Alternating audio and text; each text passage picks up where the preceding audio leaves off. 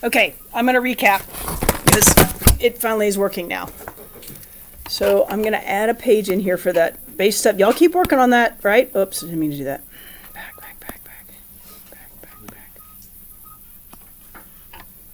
Didn't mean to do that.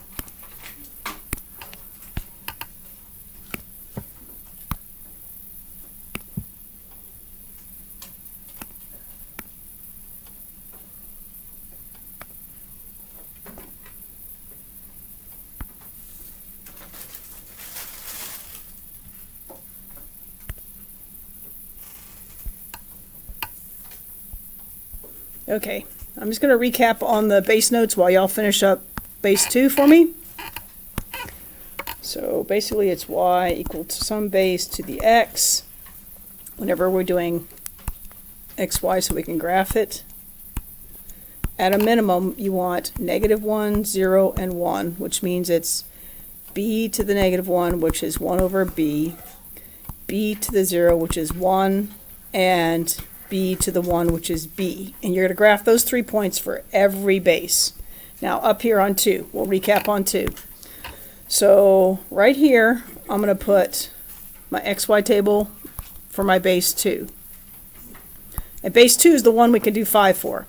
Because we can do -1, we can do 0, 1, 2, and 3. Because 2 to the -1 is 1/2. 2 to the 0 is 1. 2 to the 1 is 2, 2 squared is 4, and 2 cubed is 8, and I can graph all those points over here. So I got a half. Oops, that's not quite right. Let me make this bigger so that I can graph it. There we go. Half, 1, 2, 4, 8. And do all the graphs look the same shape, but sometimes they go up faster and sometimes they go up slower, right? That's the only difference. That's it. Only difference. Now, does this go on forever and ever and get closer and closer? Yeah, it does. So, when I look at this, can you do me a favor, Olivia? Can you turn off the light now? When you look at this, it has definitely a y-intercept, yes? Does it have an x-intercept? No, that's an asymptote, right? So you go over here and you laugh at me and you go, Mrs. White, really? Did you really think I was gonna fall for that? There's no x-intercept on this. Is that a valid question? Yeah, even though it doesn't have one, I'm gonna ask you, does it have one? And you're supposed to know that it doesn't. That it has a horizontal asymptote at y equals 0. Yeah? Okay, so it never gets to 0. Why? Because when I'm over here, is it getting closer and closer? And because this is base 2, every time I raise it to a negative power, I'm taking a half step. If I start going towards the door and I go half the distance, and then I go half the distance again, and half the distance, and half the distance, and I keep taking half of the distance left, will I ever get there? No. No. No. And so the whole point is this never gets there because it's just half again and half and half and half and half and just keeps going on and on forever and ever and never gets there. Got it? So it's a horizontal asymptote. So looking over here, oops, one step back. We got, that's base 2. What's base 2's y-intercept? So you're not going to say x equal, right? You're going to give me the point, right? So it's 0, 1. Is that going to be the y-intercept for every single one of the bases? As long as it has not been transformed, hasn't been shifted up or down, or left or right, it's going to be 0, 1. Does that make that easy? Okay. Looking at that, because how do we read? We read from right to left, yes? I mean from left to right. We read like this. Is it going up as I go from left to right? Is it going up? Is it increasing the whole time if we're going from negative to positive? Yes. So, what? Are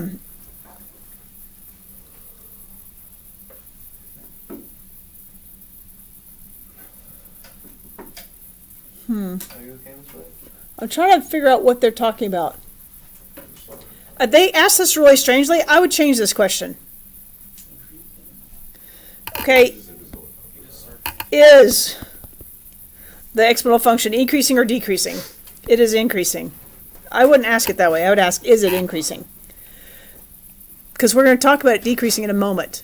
Yeah, I just circled it. Yeah? Because it did the. Yeah, that's what I would do too.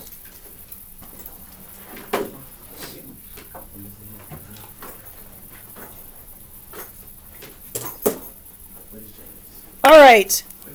Domain and range. Is that really easy? Yeah? Okay. So, by the way, on this increasing, anytime the base is greater than 1, it's going to be increasing. I'll show you in a minute what happens when I have a base that's less than 1. We'll get there. All right? Okay. What is the domain? Negative infinity to infinity? Yes. It's all real numbers, but we don't write it that way anymore, do we? We write it like this, or we write it like this. I don't care which one you want. They both work. Yes? That's the domain. What's the range?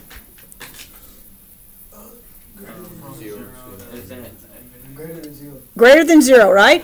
So many ways to write that, all valid. You could say x is greater than 0. You could say parentheses 0, comma, infinity. You could, yeah, that's pretty much it. Those two, right? So that's my range. The range is y.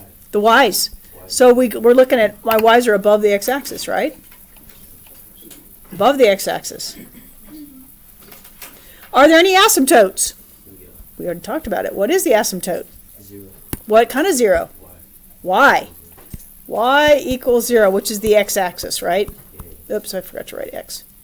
Hang on a second. X-axis. Are there any common point? Okay, we'll talk about that in a second. We're not ready for common points. AX point 3. Huh? No, we got to go between the two bases. They're talking about the two bases. We have to do x equal, y equals, so this is y equals 2x. Now we're going to, over here, we're going to do y equals 8x. What happens? So this one we definitely do not want to do more than 3 points. I'll show you why. So remember, it's a 10 by 10 scale. So we do -1. What is it? It's 1/8. 1/8. That's pretty tiny. What about 0? 1. What about 1? 1. 8. If I square it, it's 64. That's way off my grid, right? So the only 3 points I can put on this grid are at -1. So is it really teeny tiny down here? Way down there, right? Does it go through the 1? And then does it go to 8? So for this one, do you see how it's steeper? On the positive side, it gets bigger faster. And on the negative side, it gets smaller faster because we're taking 1/8 of everything. Does it just make it so it's because, well, think about 8 is 8 2 cubed. So that's really 2 to the 3x. So what happened? We compressed it, right? It happens faster. So it's going to go up faster and go down slower, faster, not slower, faster. Okay. So the next question was, are there any points in common? By the way, was the y-intercept the same? Was the domain the same? Was the range the same? Are y'all getting the hint there? So as long as I don't shift anything, as long as shift doesn't happen, for every single exponential, no matter what base I say, is the y-intercept, the domain, and the range exactly the same? Yeah. Does that make that easy? Yes. Now, what point does every base to the x power have in common? 0, 1.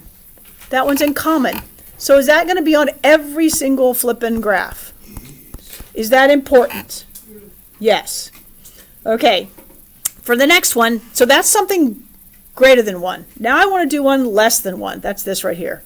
We're talking about x to the 1/2 to the x and 1/3 to the x. Same grid. So let's look at what happens when we put in a little table, right? So we're going to do the table for y equals a 1/2 x, yeah. Oh, sorry, that's an x.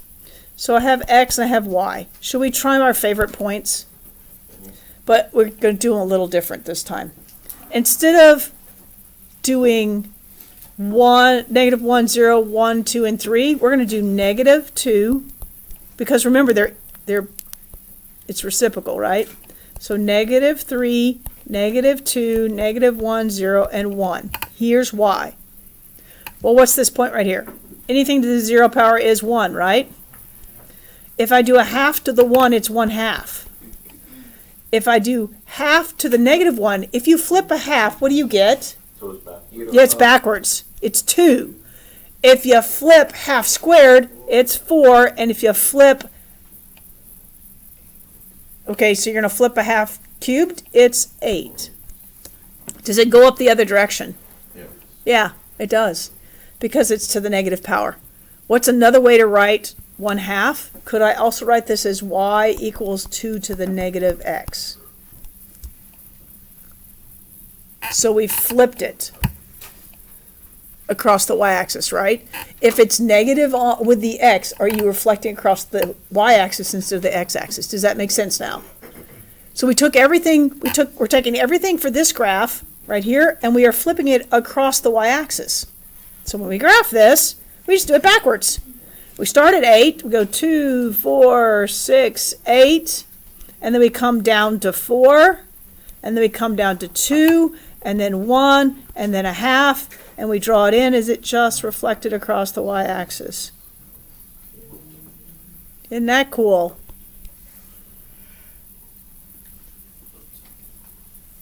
So that's y equal to 1/2 to the x power. Whereas up above I should have labeled this y equals 2 to the x. This is y equals 8 to the x. We come back down here. Can we do the same thing with a third?